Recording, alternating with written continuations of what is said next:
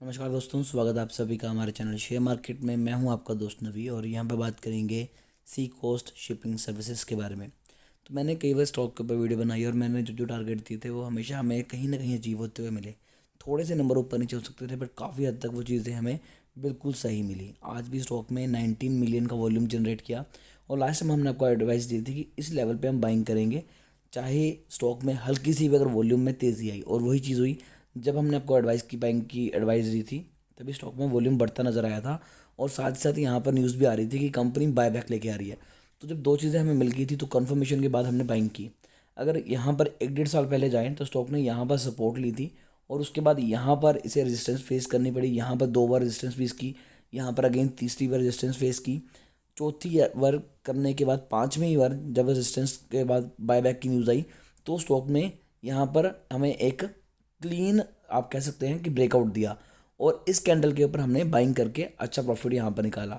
अब आज स्टॉक जो है वो बिल्कुल अपने रेजिस्टेंस के पास पहुंच चुका है। आप देख सकते हैं कि यहाँ पर ऑलरेडी स्टॉक एक बार गिर चुका है। तो सेम उसी लेवल पे यहाँ से गिरावट हो सकती है, लेकिन अगर ये रिजल्ट के आसपास होती तो मैं डेफिनेटली कह सकता था कि गिरावट हो सकती है। अब ये जो लेवल है काफ़ी ज़्यादा इंपॉर्टेंट है, क्योंकि अगर स्टॉक इसे ब्रेक करता है तो अगला टारगेट जो है वो सीधा 11 रुपये का होगा।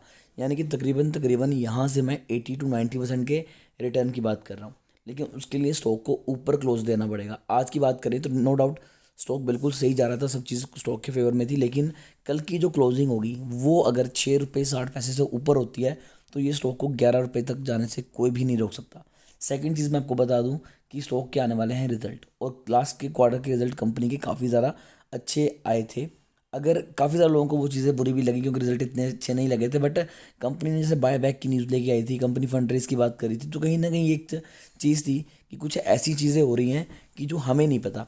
कंपनी कभी भी बाय बैक तब लेके आती है जब कंपनी को पता है कि हमारे बीच में कुछ बड़ा कंपनी प्रॉफिट गेन करने वाली होती है। 10 20 50% के लिए कंपनी कभी भी बाय बैक नहीं लेके आएगी। कंपनी को तब पता है जब मेरा जो शेयर प्राइस है वो कम से कम 100% के रिटर्न देगा। तो बेशक वो चीज़ें बाद में कैंसिल होगी बट कंपनी उसे फ्यूचर में लेके आने वाली है, वो भी बहुत जल्दी। तो ये शायद कंपनी के अपकमिंग रिजल्ट्स में चीज़ें अनाउंस हो सकती हैं। तो अगर आपके पास शिप कोस्ट सी कोस्ट शिपिंग सर्विसेज के शेयर्स हैं तो आप निश्चिंत होकर होल्ड करके चलिए। अगर कल यहाँ पर तेज़ी रहती है तो उसके बाद स्टॉक को 11 रुपये तक जाने से पहले कोई भी नहीं रोक सकता।